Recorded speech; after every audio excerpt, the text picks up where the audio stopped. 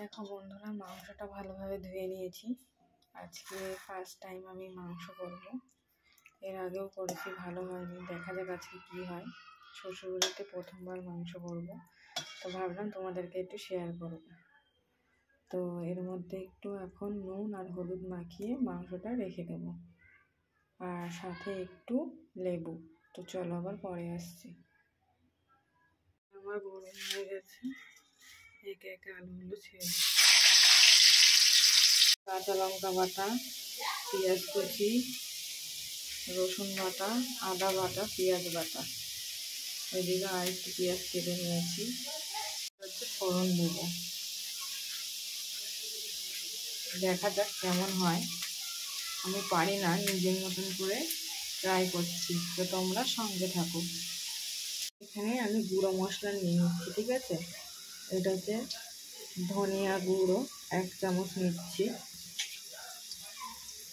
নিয়ে নেব হচ্ছে জিরের গুঁড়ো 2 চামচ, লঙ্কার গুঁড়ো নিয়ে নিচ্ছি। একা হাতে এই ক্যামেরা ধরতে কি কষ্ট হয়।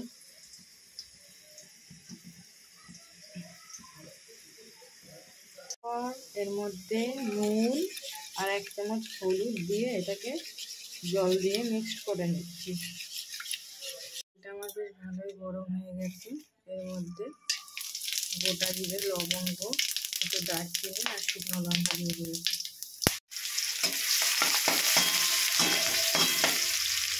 ভাজা করে নিলাম। এর একে একে এর মধ্যে রসুন বাটা দিয়ে দিচ্ছি। এগুলো নাড়াচাড়া করে নেব।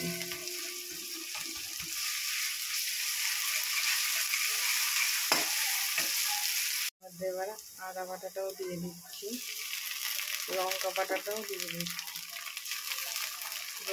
পেঁয়াজ বাটাটাও দিয়ে দিচ্ছি। সব একসাথে দিয়ে মিক্সড করবো ভালো করে। গরম হয়ে গেছে, ভাবছিলাম কিছুই শেয়ার করবো না। দেখো, এই হচ্ছে আমার মাংসের অবস্থা। কী করবো বলো, না পারলে কেউ নেই আমাকে হেল্প করার মতো। খুব কষ্ট হচ্ছে, জানো তো। জীবনটাই পুরো এলোমেলো হয়ে গেছে। আগে যা পারতাম এখন কিছুই পারছি না। কেন আমি হচ্ছে নিজেও জানি না। দেখো, খুব কষ্ট হচ্ছে আমার। 2000 years later. বর ঘুমাচ্ছিল। বর হঠাৎ করে দৌড়ে এসে দেখলো তো মাংসটা আমি এতটাই খারাপ করে ফেলেছি যে ভালো করার কোনো উপায় নেই। অনেকটাই চেষ্টা করলো, কিন্তু প্রথম থেকে ভুলভাল জিনিস দিয়ে দিয়েছি। তো ওর কতটা রাগ হচ্ছে, কিন্তু প্রকাশ করছে না। তো আমি আবার লুকিয়ে লুকিয়ে একটু ভিডিও করে তোমাদেরকে শেয়ার করলাম। তো কেন এরকমটা হচ্ছে আমার সাথে আমি নিজেও জানি না। সত্যি আমার খুব খারাপ লাগছে। পয়সা দিয়ে জিনিস কিনে নিয়ে যদি ভালো করে করতে না পারি, এর থেকে কষ্ট কিছু নেই।